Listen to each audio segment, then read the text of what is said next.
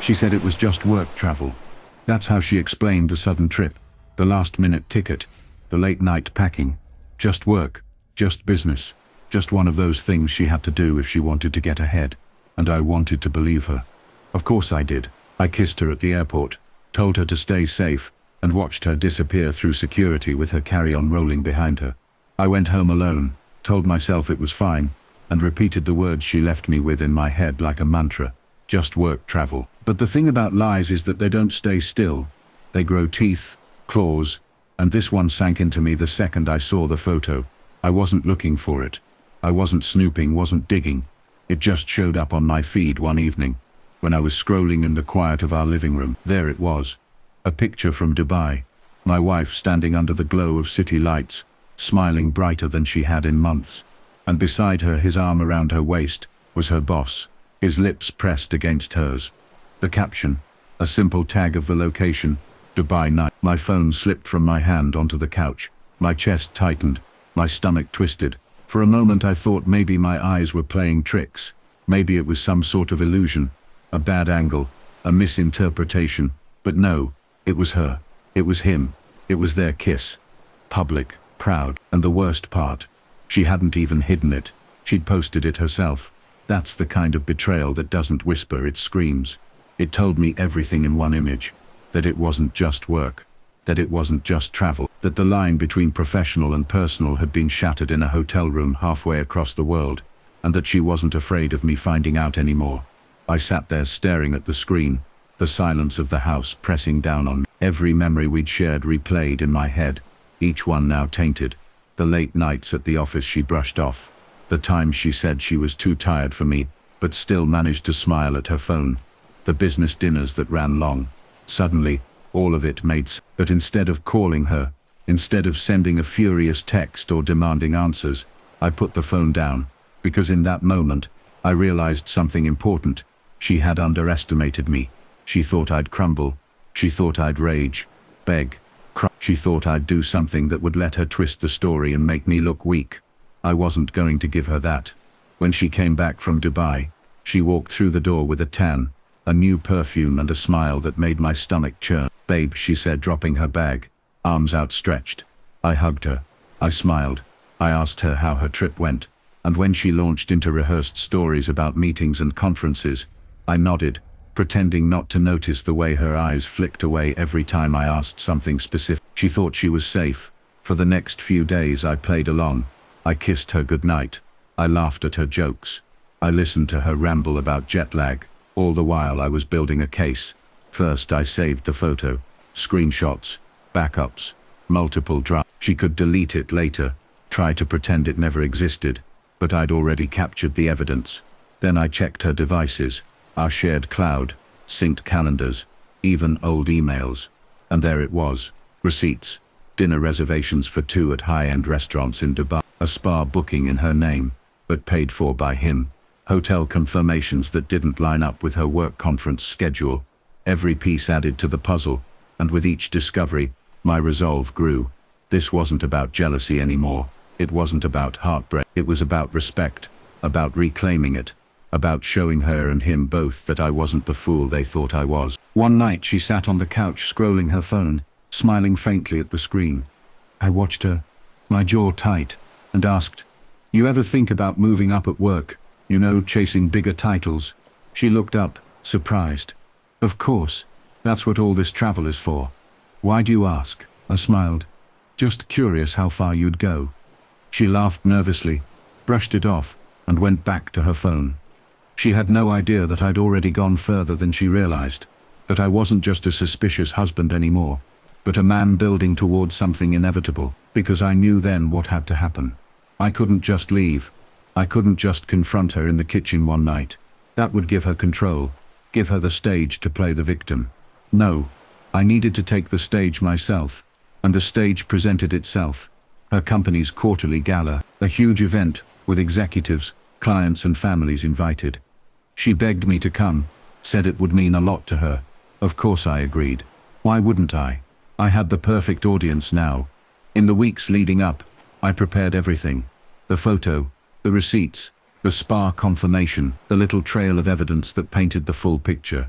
and I practiced not anger, not shouting, but calm, deliberate words that would land heavier than any scream. The night of the gala, she dressed in an elegant black gown, smiling as she fastened her earrings. "I'm so glad you're coming tonight," she said. I kissed her cheek, hiding the storm beneath my skin. "Me too." At the venue, lights glittered, glasses clinked, music played. Her boss was there, of course, grinning, shaking hands, pretending to be the perfect professional. When his eyes met mine, there was a flicker of recognition, maybe even smugness. He thought he'd gotten away with it. But as the night went on, as speeches were made and toasts were raised, I felt the moment approaching, the perfect silence, the perfect stage. I tightened my grip on the evidence in my pocket, and waited, because soon everyone would know. The air inside that ballroom felt electric, like the tension before a thunderstorm. Waiters glided past with trays of champagne, conversations hummed, and laughter echoed against the chandelier. She was in her element, floating between tables, smiling at executives, laughing at jokes I knew she didn't find funny. Every so often, she'd squeeze my arm, as if I was just an accessory for her image. I let her bask in it, knowing what was coming. When her boss took the stage, microphone in hand, the room quieted. He gave the usual speech about progress, growth, the future of the company. People clapped, raised their glasses. My wife's eyes glistened with pride, her hands coming together in applause, her gaze fixed on him, like he was some sort of hero. My stomach twisted, but I stayed still. When the applause died, I stood, calm, deliberate. My chair scraped softly against the polished floor. "I'd like to say something," I said, my voice carrying across the table. At first, people smiled, expecting a toast. My wife turned, her face lit up, thinking I was about to praise her, support her, make her shine brighter. "Go ahead," she whispered, her hand brushing mine. I pulled my phone from my pocket. "I want to talk about honesty," I said. My eyes locked on hers. Her smile faltered instantly. "About respect. About how what we do in the dark has a way of finding the light." I tapped the screen, and then, projected onto the large monitors at the front of the room, the photo appeared, the one from Dubai. My wife, lips pressed against her boss's, city lights glowing behind them. Her own caption still visible, "Dubai Nights." The room went silent. You could hear forks drop, glasses clink as hands trembled. Whispers started like a wave. Her face drained of color, her mouth opened, but no sound came out. Her boss froze on stage, the microphone still in his hand, his smugness gone. "This," I continued, my voice steady, "is what my wife told me was just work travel. This is what she was doing while telling me she was building her career, with her boss."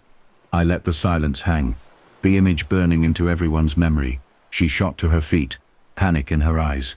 "Stop. Please stop. This isn't." But the proof was undeniable. It wasn't me telling the story, it was her in her own photo, her own hand on his chest, her own lips locked with his. I slipped my phone back into my pocket and looked at her boss. "You can keep your speeches about growth. Just don't pretend you're building a company on integrity." The whispers turned to murmurs, the murmurs to stares. People shifted uncomfortably, eyes darting between him and her. My wife crumbled back into her chair, covering her face, sobbing. The boss muttered something about misunderstandings and context, but no one believed him, not with that photo burned into their minds. I didn't yell, I didn't curse, I didn't need to. I simply raised my glass and said, "To the truth, it always comes out." Then I walked out of that ballroom, leaving her in tears, him humiliated, and the room buzzing with the kind of gossip that never dies. The fallout was immediate. The company launched an internal review, which was just corporate language for damage control. Her boss was asked to step down quietly, his reputation in shreds. She tried to spin the story, of course, told friends it was a mistake, that I had overreacted. But her photo spoke louder than her excuses. At home she begged, she cried. She told me it meant nothing, that it was just a kiss. I stared at her, remembering the dinners, the spa bookings, the hotel receipts, the look in her eyes when she smiled at him. "Nothing?" I asked. "You burned everything we built for nothing." She collapsed into sobs, but I felt nothing. No anger, no pity, just clarity. The divorce was clean, swift. The evidence was overwhelming. I kept the house. The accounts, the life I'd worked for. She left with a suitcase and the ashes of her carefully curated image. Word spread quickly through our circle. Friends, family, colleagues, some pitied her, most didn't. And me, I rebuilt, slowly, quietly. People still talk about that night at the gala, about the way I stayed calm, about how I turned her own arrogance into her undoing. Some say it was cruel, some say it was poetic. For me, it was necessary. Sometimes I still hear her voice, the way she said, "It's just work travel." But now it doesn't sting. Now it reminds me of the lesson I'll never forget. Lies don't stay buried. They always find their way into the light. She thought Dubai was far enough away, that I'd never know that I'd swallow the story and smile while she built a double life. But in the end it was her own pride that exposed her. The photo, the kiss, the caption.